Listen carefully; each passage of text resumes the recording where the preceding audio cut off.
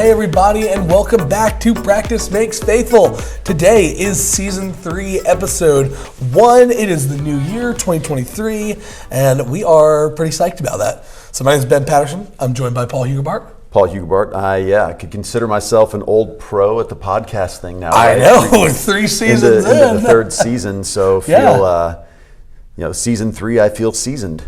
Yeah, not only 3 seasons, but like a full calendar year of doing this. That's right. And then we had the little pre-podcast, so really over a little bit before, over a year. So it's exciting. Yeah, it's good to have kind of a rhythm and a routine with it that hopefully, as it's comfortable to us, feels good to you guys as well. It's definitely been a joy to do this. I think hopefully enriching. I mean, we've heard that from so many folks here at the church where we're connected here at Grace Chapel, that they listen to the podcast every week, that it helps them take the ideas and of the messages that we're in, which if you're new to Practice Makes Faithful, that's what we do here is we take kind of the series that we're in and we start to flesh it out a little bit further. As I preach from Sunday to Sunday, there's always more material or further you can take that material. And so I'm thankful to get to do that for our folks here, but know as well, I mean, I hear from some friends that listen in weekly around the country and others too. And so just thankful that we get the opportunity to do this. Well, that's what I was going to add too. It is really helpful, I think, for our congregation, but it's our hope that it would grow past that too. So share that with your friends. We try to walk a balance of kind of discussing through what we talked about in the sermon, but then also just taking that a little bit further as well and really applying that in our lives and such. Right. So we think we hope that it would be something that your friends, your neighbors could listen to and jump on board with. So please like it, share it, post it on your social medias. We always love to see that stuff. Yeah, we expect to see our listenership quadruple this season, right? Something like that. It's year 3. I mean, 3 is a big number. So it is. Yeah, it's a Jesus number right there. Come in threes. Yep. Well, Paul, how's your break been? It's been a little bit since we've gotten together. Yeah, I mean, it was a good break. We did some traveling. Got to spend some time with family. So went up into the mountains of West Virginia where it is cold. Colder than it was here. But of course, it was really cold here right before the break too. And so, I felt like we kind of went from cold right into cold, and so it wasn't really that much of a transition. But it was good. I mean, it's been good for the kids for them to have a break from school. Mm-hmm. Got to help out with my oldest son's basketball practices some as kind of as a former basketball coach. Got to go help the current coaches out some over the break, and so enjoyed doing that kind of reconnection with that thing that has been meaningful to me in the past, but just because of time constraints can't do anymore. And so did a lot of that kind of stuff and some relaxing, some downtime, really trying to pull away from the kind of go fast rhythms that we have throughout the rest of the year. And then of course now we just jumped right back into that. I mean, there's, it is so interesting. But it's good to have some rest between it. Yeah, it is a really good thing. So for sure. That's awesome. Yeah, I had a good time with family too. Went out to Myrtle Beach, saw them over New Year's. But then the really exciting thing after that, we got to go with our young adults group here at Grace Chapel to the Passion Conference. And that is just always such a great time. So encouraging, edifying in my faith. Yeah. So you guys have done that how many years now? Was it at least 5? Yeah, 6 about maybe? 5. Yeah, I think I've been to 6 and went solo the first time, kind of scoped it out, and we got to bring a group there. So it's just kind of grown from that point. So that is one of the cool things I think about being right here in the Atlanta area is the things that we get to go do that others are coming in from around the country to go do. And so that's super cool. So 17 you said this year. That's a great group. Yeah, man, it was really cool. Really cool. Excellent. Awesome. Well, with that, we're ready to dive into our series. Okay. So we're starting this new series called Clay. Clay, the subtitle, What is Shaping You? Or What's Shaping You, I should say. So, Paul, give us a little overview of this series, where we're headed. We're going to be in this for the whole month of January, Yeah, that's right. Okay. Just give us a little bit of an overview on this guy. Yeah, so in the new year, we always like to begin the new year with something that connects with a time of maybe refocusing. We all know at the new year, so many of us make resolutions, and then there's something significant about something new. I think I think God marks days and weeks and months and years for a purpose, because yesterday is not today and today will not be tomorrow. And, every morning is a fresh start. We think about, the steadfast love of the Lord, being His mercies being new every morning. I mean, so there is this idea of newness and new things in Scripture, and even turning a page that I think is, has some biblical significance, and it has significance to us as human beings as well. Our brains work that way. Well, why do they work that way? Probably because God designed us that way, and so, we see even from the very earliest, people marking the numbers or the days of their lives in years, in a sense, so we see, Noah living over 600 years, that guy Methuselah living for 960 plus years, and all these different people, we see that the ages of their lives recorded, or the years of their lives recorded, they from very early on marked their lives by the turning of the calendar year. And so I think it's significant for us as well, whether we do that in our own birthdays or whether we just do that by the years of the calendar. And so 2023, a new year, and especially coming out of some of the difficult years we have lived in since 2020, really, for many of us, where I think it's so interesting as we hear people talk about their lives before COVID. It's like it's the new BC.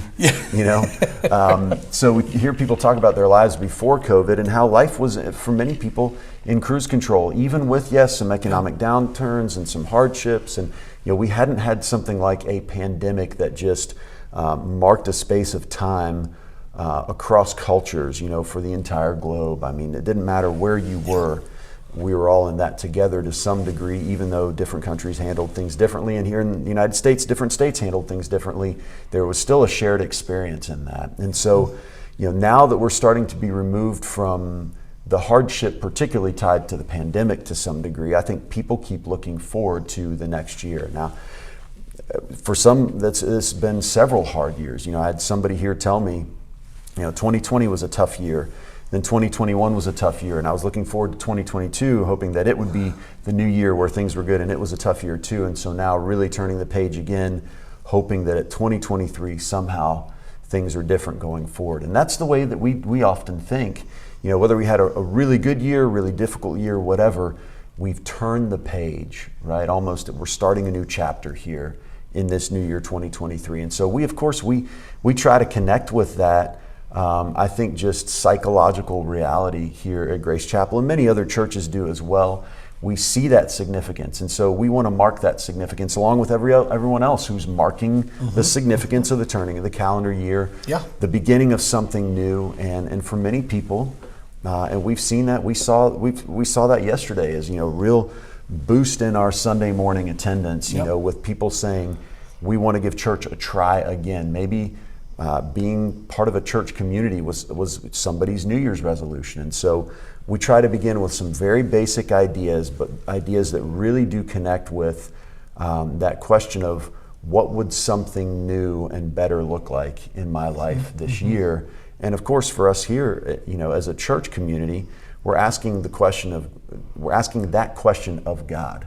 What would something new and better look like in my life by what you say is new and better, God?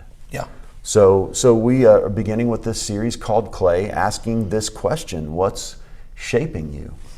And making this acknowledgement at a very foundational level that we're all being shaped by something. In fact, I heard somebody say that in the last several months, and I keep these notes, these folders in my notes on my phone. It connects on my phone, on my iPad, and it connects to my laptop as well. So it's this shared folder that I populate with things as I'm thinking about a series ahead of time. And so I'll write down little things that I hear as we go through. And that was something that I heard somebody say, this acknowledgement, we're all being shaped by something. And I think that's very true, except it maybe falls short to some degree. The reality is, if we think it's much more complex than that, the truth is that many things are shaping us. Right? So, in the sense, what I said yesterday, or what I said in the message on Sunday, is that really, if we look at life is this constant process of being formed by our experiences, by the relationships we have, by the content we consume, by the people we identify with. I mean, all of that has this shaping effect upon the person that we are, the person that we become. Sometimes we refer to that as our identity. And we as Christ followers, what should be central and core to our identity is that in the end, we are shaped by God. God is the one who shapes us. And so I think that's the hope of this series. We're going to walk through that. We're going to ask the question, what is shaping you? Then we're going to look at, the next week, some of the most predominant worldviews. And we talked about worldview a little bit last year at this time, and so that there are many stories that shape us without necessarily putting some specific labels on some of those stories or some of those worldviews, and we'll do that the following week. So of course we'll be back here talking about that in the podcast. Then we'll be looking at what it looks like to begin to cut ties with the things that shape us so that God can really be the one that influences us and shapes us, so that His imprint is upon us more than anything else. And I think the last week of the series, we're talking about looking forward, knowing that God shapes us. God shapes us through the influence of so many in our lives, even in a positive way, and that we are supposed to then turn around and shape the lives of others as well. And so we'll talk about that, for sure, in the sense of the next generation, but also in peer-to-peer ways. That is what the church community is supposed to be, a place where we shape each other for the glory of God in the end. And so that's kind of a little preview of this series. Awesome. So now let's bring it back to this week and just talk about specifically where you went in the message this week. So I know, but before you do that, I know we had some pretty cool stuff going on this Sunday. We did. So I want to paint a little bit of a picture of what was going on the stage. Okay.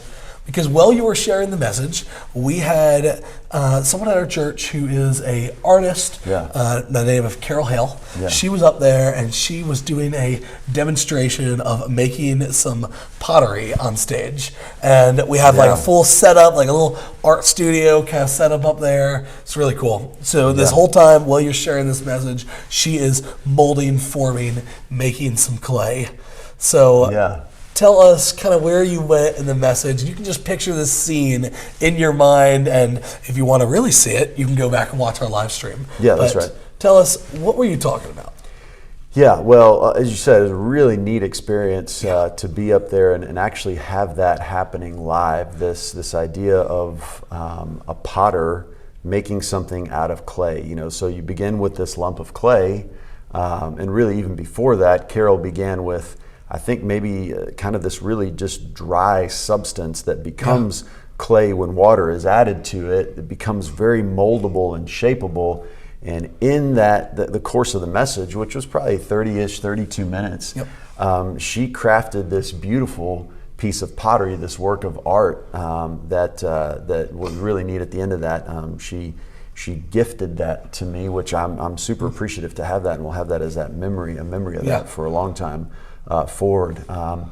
But we really wanted to try to create this experience because this imagery that would have been so significant and familiar to people during what we often call Bible times. And what we mean is during the times that the Bible was written. So we're going back to the days of Jesus, roughly 2,000 years ago, and then even further into antiquity, sometimes 2,000 years before that. Not for the case of this message so much, but this is an imagery that is used throughout Scripture, actually quite frequently, both in the Old and New Testaments, as imagery that we can kind of adopt for ourselves. In the image of the potter and the clay. Yeah, the potter and the clay. Yeah. Yes, for our relationship with God, and us being the clay, God being the potter. And so the message this past Sunday was really focused on trying to get an understanding of what clay is, what it looks like for clay to be shaped, how the potter works with that clay, and how that then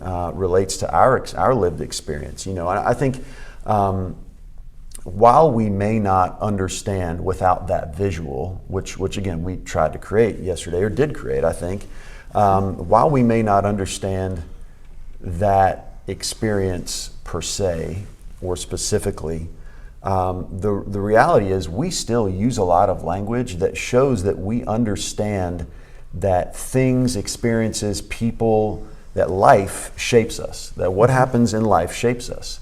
I shared a few phrases in the message that I think illustrated that in some sense, to say, if you think about what people will say, just the way when people talk about things from time to time. You may have heard somebody say something like, man, what happened that day really left a mark on her.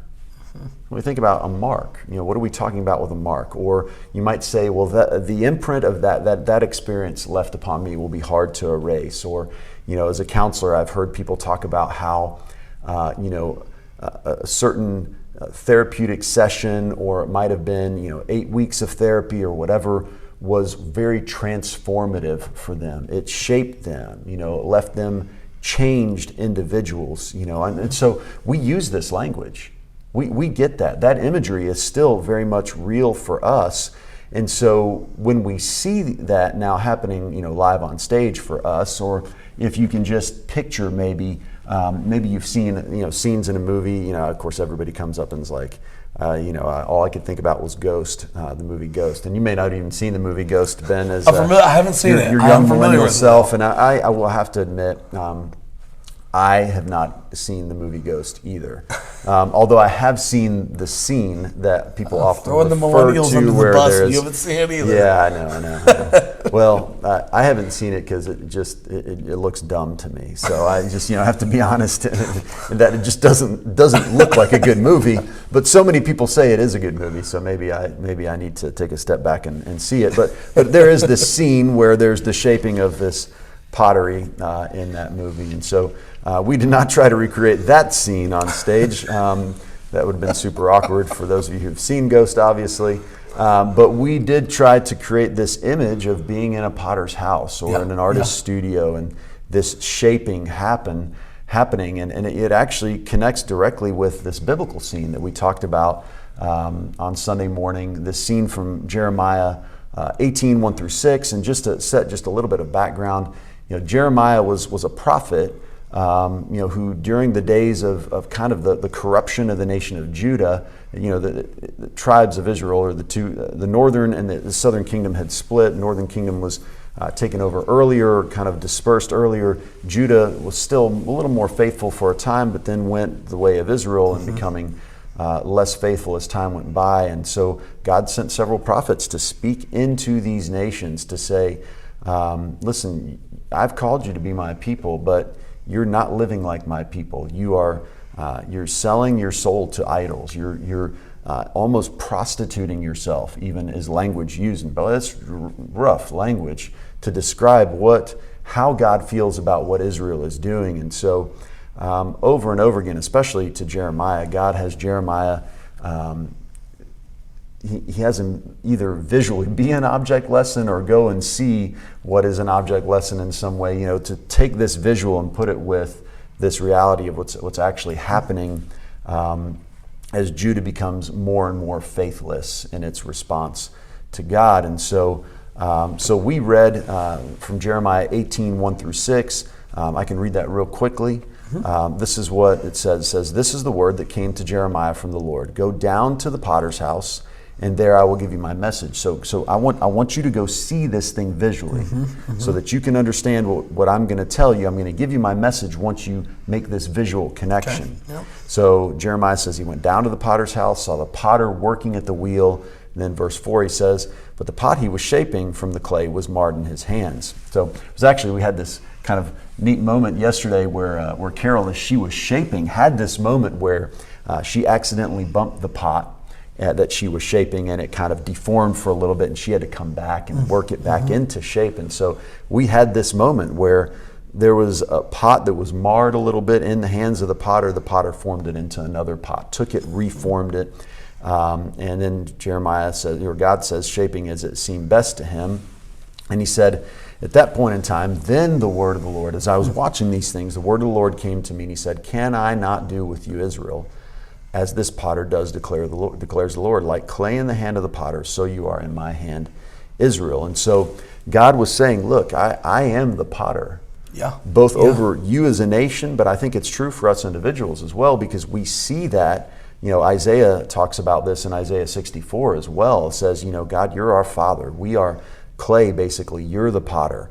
So, shape us. You have the right to shape us. That's where we should be as your people, is asking for this shaping. And Isaiah, actually in Isaiah 64, he speaks this pottery language, this clay becoming pottery language, out of basically a confession of how far the nation of Judah has walked away from God, saying, we've come so far away from you.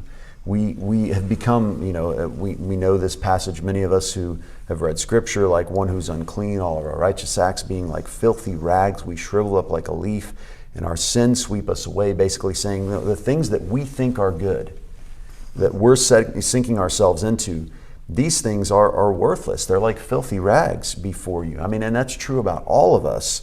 We think we're alive and vibrant in the things we're doing. We're reveling in life. And the reality of it is that, just like a wind that comes in, we're being swept away. So we need to come back to this place where, instead of being at the place where no one calls on your name, that's verse 7 of Isaiah 64, or strives to lay hold of you. Basically, no one's reaching for you, God. No one is calling on your name. Nobody's reaching for you. We need to be at this place where we come back to God, see Him as Father, where we acknowledge ourselves as the clay, Him and the potter, and become again the work of His hands.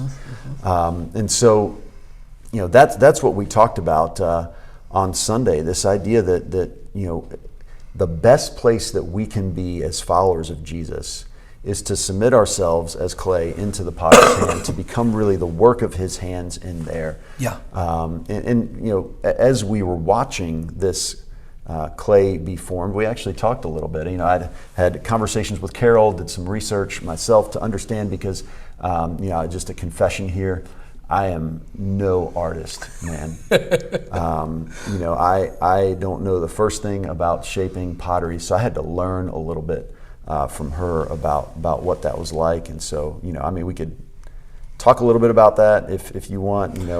Yeah. So first off, I just think, as you're reading that Jeremiah passage, one thing that just stands out to me, I think it's so powerful that God chose to communicate with Jeremiah in that way, by using this image that would resonate with him, that would connect with him, because God could choose to communicate that in any way He chose to. He didn't need Jeremiah to go and have this visual object lesson, but He knew that was going to resonate with him in some way, that God chose to use that. I think that's really powerful. Yeah, I think that's a great point. And maybe, we could talk about, just as a quick aside, just a quick personal confession. There was a time where I probably might have been a little uncomfortable, just because of being raised in a pretty conservative church tradition with a super decorated stage, and a visual that was really, that's going to distract from this conversation that centers around the Word of God. And what I have seen, the more that I have dug into Scripture, is how often God uses a visual and then brings words to support the visual, and the visual is actually the main lesson. Or it's what generates the lesson, and then the words come to support what was just seen and witnessed with the eyes. And so the more I have seen that to be true in Scripture, the more I've become convinced is that God works not only through the words we speak, even if we just talk about on a Sunday morning and the way we do church on a Sunday morning and the way preaching often happens, God works not only through the words that we preach, but if we can create a visual link, and it's taken me a while to come to that place, but I'm thankful that we're at a place where people are very receptive to that, and it does enhance what we absorb when we are experiencing something with more than just our auditory senses. Now our visual senses are engaged as well, and we're seeing something happen. And the imprint, we know this psychologically, the more your more senses are engaged, the imprint that experience will leave upon our memories is more significant. It is more deeply imprinted. I can think of, it's wild. When I used to walk into my grandparents' house, both of my grandparents here stateside have passed on several years ago now, and the house that they lived in, they hadn't lived in that house for a number of years before that. But even as an adult, would walk into that house, and I would open up the pantry, and it always smelled the same to me, and it would take me back to memories of being a young child in there. Even when I was in my 30s, Yeah. open that pantry, it has the same smell. Yeah. And it's, so we bring these other senses in, and God does that so often. Yeah. I mean, if you think about even, the people of Israel on days of sacrifice for them, there would have been the smell that went along with it. There would have been the sights, the sounds, the words that were spoken, Yep. all these senses engaged, and all of the imprint that would have left upon them, how that would have formed and shaped them. So we're even talking about, as we're thinking about forming and shaping, and letting God shape us, the importance of involving, even on a Sunday morning experience where we can sometimes be pretty structured and pretty white bread in the way we do Sunday mornings. If we really want to create experiences where God can shape us more fully, especially coming back to the imagery that He's already used. Man, what a powerful way to do that. So I'm just thankful for the talent pool we have here at Grace Chapel, the ability to be able to do that kind of a thing. Yeah. And thankful that God has always engaged that way. Yeah. Like you said, That's powerful. With Jeremiah, go to the potter's house. But us on Sunday morning trying to say, we're going to bring the potter's house to you and show you what this looks like. And so, a lot of significance, not just in that imagery, but in the fact that God uses imagery over and over and over again, and often the weightiness of the lesson was connected directly with the imagery. So why that imagery, though? Why the potter and the clay? That's one that seems to be pretty, certainly Isaiah and Jeremiah, but throughout Scripture, it's a fairly common image that's used. I think, Why? Why do you think that one? Well, I think there's several significances to it, and I think one that it creates an imagery in our mind that signifies the kind of relationship we have with God. So we are clay. Well, what is clay? Clay is this very basic foundational substance that a lot of the earth is made up of. We live here in Georgia, and we don't really have potter's clay, I don't think, but although my kids, when it was really muddy outside one time, they dug up some clay and they tried to make some things out of this clay, and they watched it harden, and it sure did. It hardened and it became fairly solid stuff. So here in Georgia, we know what clay is, and clay is very, very common substance, and so sometimes God uses imagery in describing us that we may not at first find very flattering in that, to be, hey, you're dirt, you're clay. But you think beyond that about clay, especially clay in the potter's hands. Clay does not have the ability in and of itself to make anything of itself. It needs a potter, or anything of significance. Clay cannot be anything but clay until the potter takes over and turns that clay into something else entirely. So the potter sits there and shapes and molds, and what was once a very common substance now becomes something else entirely. So I think there's a real significance in that. So the potter is making something both. We talked about this in our small group this past weekend as we were thinking through these same ideas. Clay, as the potter is shaping clay, it becomes something that now fulfills a purpose, where clay before would have been just something that we would have walked on and stepped on, and it would just be dirt. But now clay becomes this vessel that can carry something that is life-saving, like water.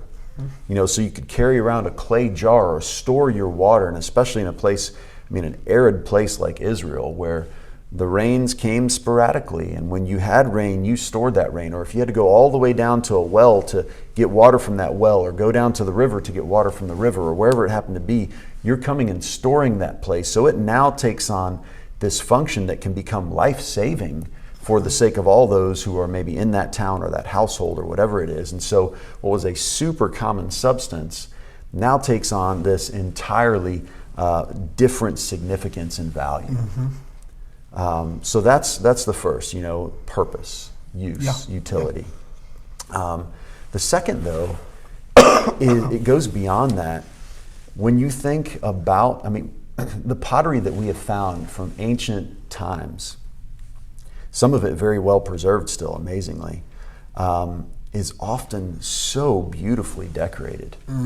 And so it shows the touches of the artist. Now, even stuff that was used for utility, these big clay vats that held wine or water or whatever it happened to be, that Jesus even references, his first miracle at Cana. He takes water that was in these giant clay jars and turns it to wine.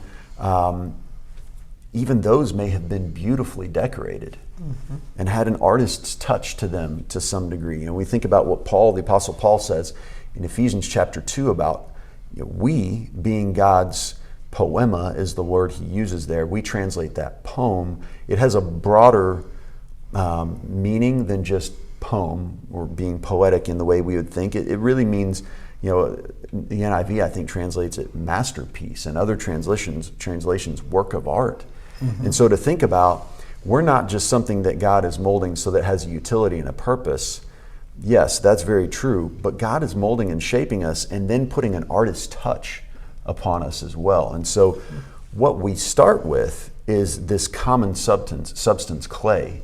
What we become is something else entirely different, something that fulfills the purpose and the wish of the master, of the artist, of the potter, and something that then becomes beautiful even beyond that. So utility, beauty, purpose, and beauty all together out of this very common substance.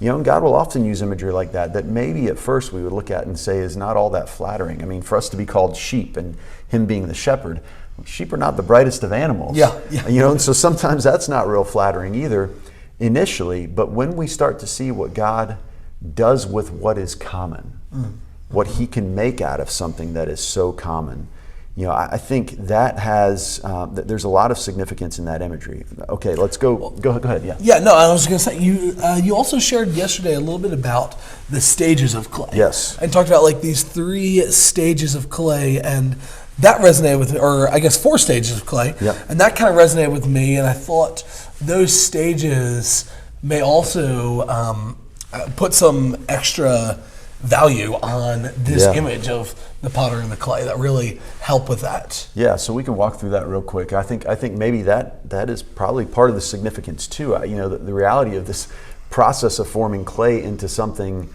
entirely new, this vessel that will now be a jar or it could be could be a vase or something like that.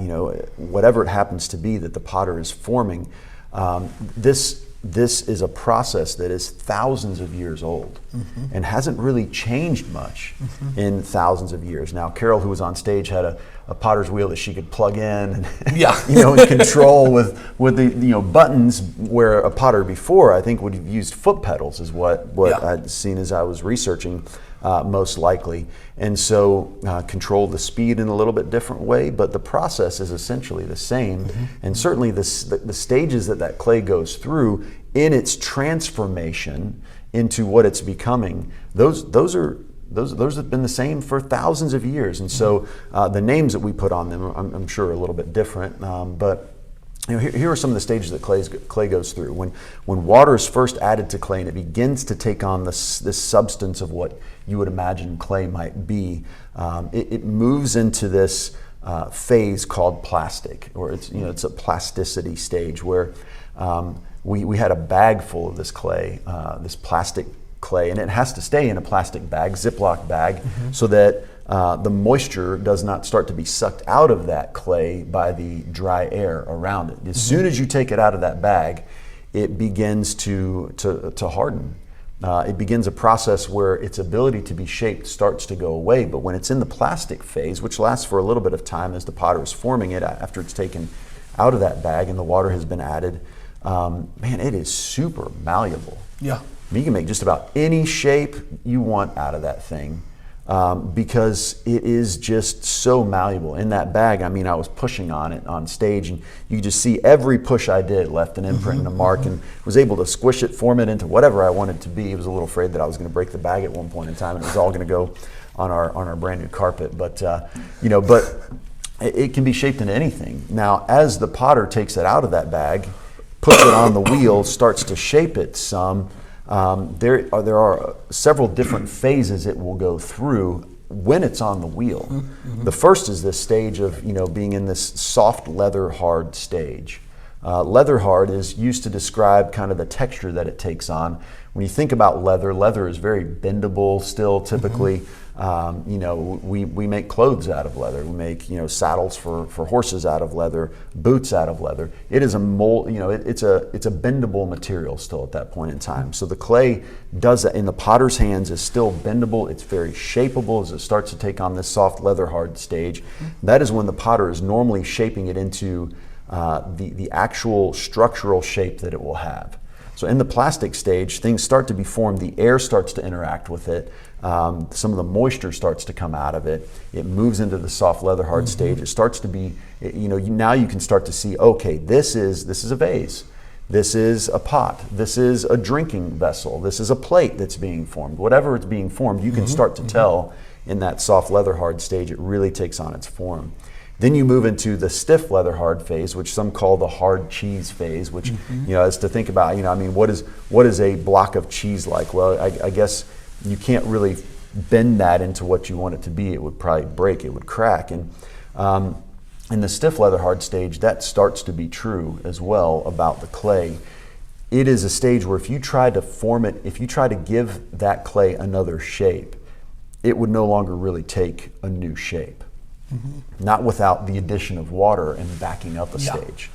But what you can do is you can start to add some of those pretty details into it. And Carol did that. She was adding ridges into it a little bit and added a line around it. Was able to use some of her carving tools to put some ornate fashionings into it. And that is kind of the stiff leather hard stage. Then from there, you work to intentionally dry it out. You let the air dry it out. It moves into the greenware stage or the bone dry stage. Now, what's interesting about all of these stages so far, and this may have really connected with what Jeremiah saw as the pot was marred in the potter's hands. At any point in time, if you don't like what you've got, you add some water to it and you can take that clay, you can make it back into a lump. So even in the bone dry stage, if all of a sudden you go all the way through, you let it dry all the way, that dry pot that looks mostly finished, because it has not yet been fired, it can be transformed right back into a lump of clay and you can make something entirely new out of it, entirely different. So you could take a vase and make a plate out of it. You can do whatever you want to at that point as the potter. Now once you move to this next stage, which there are more stages still beyond this, but for our purposes, this is what we talked about and where we landed. Once you move beyond this stage, you move to the fired stage, or the bisque stage is a name that gets, where you expose it to very high heat, just shy of 1,000 degrees. And now that clay is formed, it's set, okay? So, that is, certainly from there's some real imagery I think that we could draw between the way a pot is formed and the way that we as people are formed as well. Well, I know you did some of that, and you kind of taking your counseling psychology perspective and kind of layered on some of these stages of human development onto that. So would you tell us, kind of walk us through that? Yeah, we weren't able to get into this in a whole lot of detail just for the time's sake of a Sunday morning preaching window, and we won't be able to hear as much as well. But you can look this up, you can Google it and see. We just talked about a stage of development as childhood. And childhood is made up of infancy, then being a toddler, and then moving beyond that as well. It's much more complex than what we're able to really discuss, but. I think we could really say, if we just want to compare this to the stages that clay goes through, is that people are formed in this. There's a very plastic stage in human development as well, and maybe it could span all the way from childhood into maybe early adolescence. Although there are those who say that personality, worldview, and other things, in many cases, for all intents and purposes, are somewhat formed by age 7. And so, how long does the plastic stage for human beings really last? Not all that long, but maybe we could say into early adolescence. Some will say, 11 or 12 even. And we see that true even in when people who will become Christians, the point in the stage in life at which people are most likely to become Christians is before age 13. So through about 12, and then beyond that, it becomes more and more difficult for people to change, especially things like their basic and fundamental worldviews. Now, people will. We know that's true. There continue to be people that give their lives to Christ and have these radical transformations after age 13. There are people that walk away from Christ after age 13 and beyond. So we know that's true. It just becomes much more difficult as we go. And so the really formative years are the early years. There's so much research that even now goes to show what happens in utero, and the way that baby will become used to their mother's voice, will even start to recognize their father's voice, that even a hand on the belly somehow can convey some sort of touch to that child, that there are things that we believe are being understood even before that child is born, or maybe understood, at least familiarity being created. Then certainly, the bonding that takes place between mother and child, and all these things, and actually difficulties that can emerge when proper bonding does not take place. Separation anxieties that people can learn very early on. And so when things don't happen in their proper way, when those formative years, when the imprint that is left is not a good one in that very plastic stage, what that can mean for the rest of life. I mean, patterns that are set, that are hard to undo from here on forward. And so, not that it can't happen, and I've seen it happen. And I think sometimes we're too quick to say, well, this happened when somebody was young, and so that's the way they'll be forever. That's part of the reason why we're doing this series, Clay, with the acknowledgement that whatever has happened to this point, the clay can still be reformed. The clay can be reformed.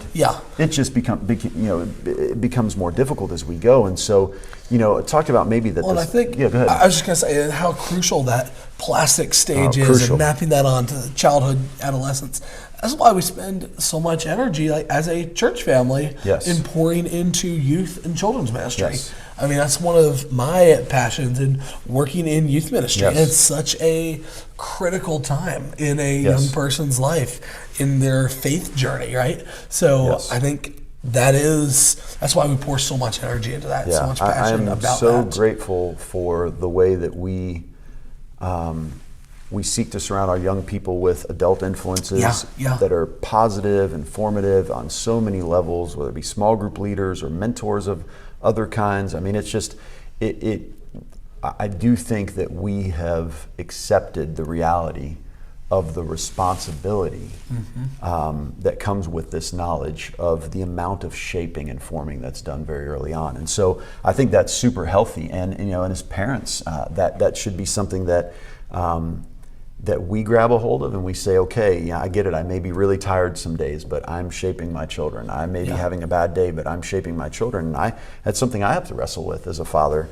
quite often myself. And, so that what we pour in early really matters, the shape that things take on. So because things become harder to mold as you go, especially we as people. We as people become harder to mold. You saw Carol on stage several times as she was almost kneading this clay, and she would take it and just smack it down, and get it reformed so she could start to shape it again. That's probably not the best parallel to how we should reshape people, but we do see, and as she would take water and add it back into it, she was able to reform it more easily. And I think the reality of it is, we as people, especially as we grow older, even into young adulthood, we might compare that to the soft leather hard stage, and maybe adulthood, the rest of adulthood, as the stiff leather hard stage, that hard cheese stage. And I don't know that we ever go through, maybe we get to that more rigid greenware stage, but I don't know that we ever as people, before passing through, the imagery of the fire, that God will I really like that. Move all this through fire at some point in time, and that's going to be the final purifying fire, in a sense, that burns away all sin and all unrighteousness, and we come through that fire as the final work that God was looking to bring us through. But the reality is that God is still going to continue to shape us this side of eternity over and over again even as we become stiff leather hard sometimes, as we think we're really taking on this form. And yes, you know, sometimes, again, I said maybe the smackdown idea is not the best imagery, but man, I can think back through my life, as an adult in particular, when did God form and shape me most? Or how did God form and shape me most? It was out of my moments of deepest brokenness. Yeah.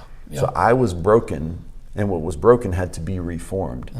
And the brokenness was very difficult. It was very hard. It was, I mean, how does it feel to be broken as a human being, or recognize our brokenness as a human being, or walk through a season of despair, or walk through a season of loss, whatever that happens to be? But it's amazing what God can do when we come broken before Him again, and He starts to shape and reform, and the growth that happens out of that. You know, we know this psychologically, that growth happens paired with adversity more often than not. You don't grow when you're not being challenged. You don't grow when things aren't difficult. But it's when something is difficult, and through that difficulty, a way is found to overcome, that now you have grown to a whole new level. And the same is true with the way that we engage with God. He uses, whether He causes or not, that's, you know, we can debate some of that. But what we cannot debate is that God uses those moments of brokenness in our lives to take our stiff, rigid selves and mold us into something better. And in the process adds the water back in, and whatever He needs to do, and He uses His hands so that, again, we are again the work of His hands, more shaped by Him. And so, yeah, I think there's a real parallel between the way we as people are shaped, the way that clay is shaped. And so we see very plainly why God used that imagery. Yeah, that's good. You know, and you know, then we acknowledge as well too, I mean, we're all being shaped by something. Yeah. Many things are having a shaping influence upon us, and they're all going to craft us into something that we become, or maybe already are to some degree. And so maybe really the question out of that is, who do we really want to be shaped by? Yeah. You know, who do we want to be shaped by? And so, you know, that is the question that we're asking this month, is what is shaping you? Because often we don't think, Ben, and that's the fear that I have for many of us, and myself included sometimes, as the relationships that we have, as the experiences that we walk through, as the material, you know, all the stuff that we consume, it has a shaping and forming effect within our lives. And so often we proceed through those things as if we're not cognitively aware whatsoever of the fact that we're being shaped and formed into something. Yeah. And we have a choice in that. Yeah. What is shaping us? You know, when you say that, I think of a challenge I heard in a podcast at one point was to just go through and audit your the voices that you're listening to and this goes from podcasts, TV shows, music, especially this was centered on media, and evaluate how are these things shaping me, these different voices that I'm hearing and listening to. And that's not to say that the message in that is not necessarily to say, well, you need to get rid of anything that is different or opposing. That it can be good to listen to some other voices, but to just assess if the majority of everything of all of your media consumption is shaping you in a different direction than you might want to become, you might need to reassess that. Agreed. And what how large of an influence are you allowing those things to have on your life? Yes. And I'm probably getting ahead of myself. Stuff that we'll be getting into more as we move forward. So I'll stop there with that thought, and we might develop some of that more. No, I think that's fair. I mean, you know, when we think about, I've had people ask me about relationships, for example, even their relationships, and you know, should I be friends with people who are not Christians? Well, the answer to that is yes, of course, because how in the world are you going to help lead them to Christ otherwise? You know, but you know, I think Paul's conversation with the church in Corinth, and we can take and apply this. He wasn't specifically talking about necessarily friendships, but the idea of being unequally yoked. The question is this: are we influencing or are we being influenced? Yeah. Right? So we have relationships with people who don't know Christ because we want to influence them. Now, if we get to the point where we are more influenced by the people we have relationships with that don't know Christ than we are influencing them, then we know we've got something, a reassessment we need to do. That's so good. the question, and we'll tackle that in the fourth session of this series, or the fourth podcast episode of this series more.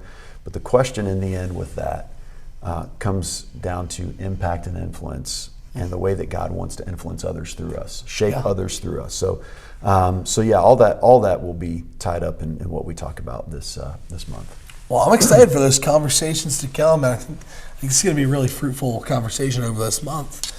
And I think this has been really helpful in setting the stage for this. But I guess the question to land on it out of it is, how do we practice what we've just learned, what we've just talked about? Like, what do we do out of this? Yeah, so I want to be really specific on this and not give.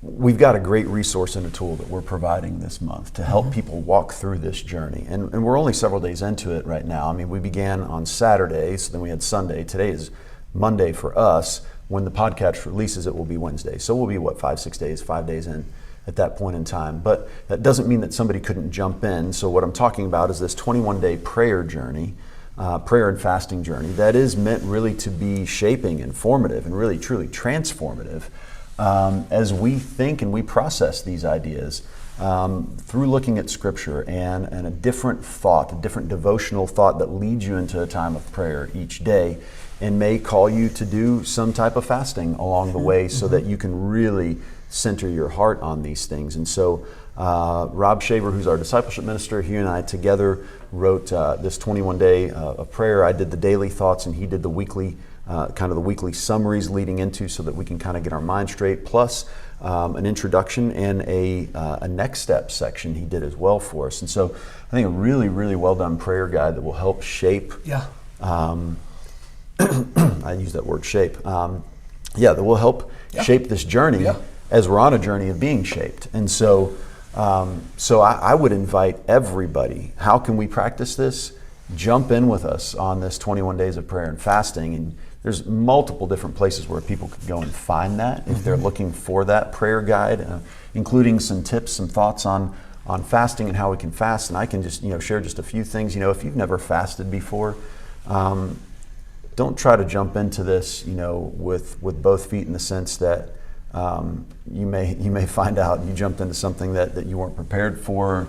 Some people think I'm going to go whole hog on this kind of thing, and that can sometimes be dangerous, because fasting is not an easy practice. So start small to end big is what we've often been counseled, even as we've been learning how to pray and fast more faithfully. And so we've got several different options we shared, some of them that don't have anything to do with food, but just have to do with giving up something. You may say, man, I'm so influenced by media, I'm cutting out media, social media, maybe even television, whatever it happens to be. I'm cutting that out for 21 days to pray and fast and to be able to focus my mind more on God. Or it may be it is food. And so maybe you say, I'm going to give up one meal per day to pray and fast during that time. Or I'm going to do what's called a daylight fast. I'm not going to eat during the daylight hours, basically. So the only meal that I'll eat daily is then dinner, which is a fast that a number of us do around here.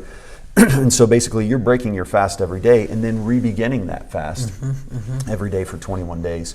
And some people are doing more extended fasts even than that, where they're doing a few days of fasting on and then a couple days of fasting off, that kind of thing. So there are multiple different ways that you can do this. You can also do like a certain dietary things. Daniel fast, That's or some will do like a vegetarian type diet, or giving up a certain item, give up sweets, or give up coffee. Give up coffee, stuff like that as well. Yeah, the idea is to give up something so there is a sacrifice in this, but also give up something that in the end illuminates once again how dependent we are upon God for everything we have. And then so paired with really this theme and the prayer and fasting guide, I mean, that's the one thing that I'd like to call people into. Now, somebody may be listening and come up with something different. That's fine. But if we can lead and call somebody into something, it would be, I think, this 21 days of prayer and fasting along with us. And the reality is, if you're not connected with Grace Chapel, you could start this from this moment when you hear this. Yeah. You don't have to do this on our schedule. This will be available for you to download both on our website. If you right now, if you go to our website, it's the homepage. It is. It's the You'll landing go page. straight to that, download that prayer guide, and right. get some information about fasting and some different ideas around that. Yep, gracechapelchurch.com. So, I'd We say can link that in the podcast. we can link that in the podcast notes. I'd say that's the thing that I'd call people into. That's great. To make this a month where God has the opportunity to shape and truly reform what needs to be reformed and transformed. I love that. That's awesome.